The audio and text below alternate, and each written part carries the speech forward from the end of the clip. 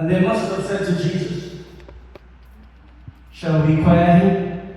Lord, shall we tell him to sit down? Now, if you know why you're praising God, don't let nobody sit you down. If you know why you're saying hallelujah, don't let anybody sit you down. If you know why you're crying, it's not tears of sorrow, but it's tears of joy. Don't let anybody stop you from crying.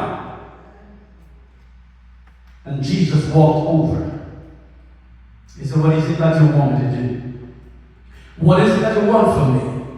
He knows what you need, but it's your responsibility to tell him what you need. Don't sit down. I told you last week that we are so comfortable in our comfort zone with that little pain that we have.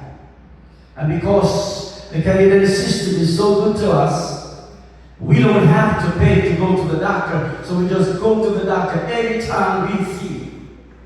Everything doctor. But don't you know that there's a doctor in the house? His name is Jesus. If I called him tomorrow morning and said, God, Pastor, the same body here. Oh my God. You love it so much that you pampered it.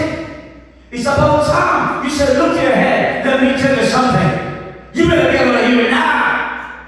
Because you're not going to stop me from cleaning the house. You're not going to stop me from spreading up the bed. You're not going to stop me from cooking my husband dinner. But you better get out of my head right now. So Jesus said, if you believe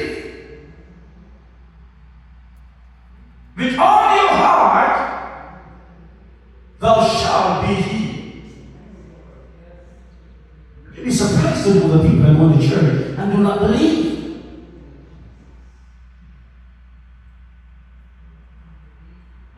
Well, I was in Jamaica a couple years ago, and I was on the work side of the church. That's all I do. Church, church, church, church, church. And I was so hungry. Nothing to eat.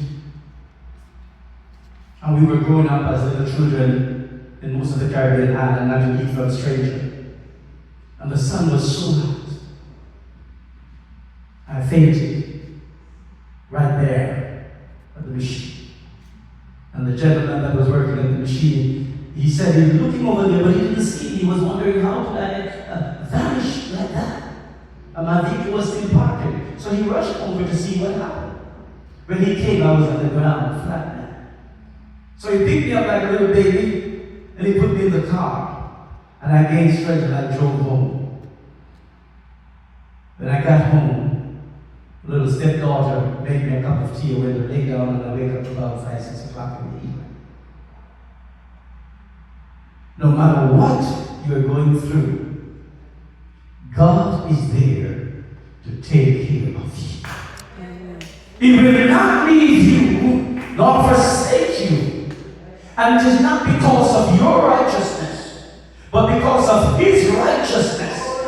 Because our righteousness is like filthy rags. But we are righteous because of His righteousness.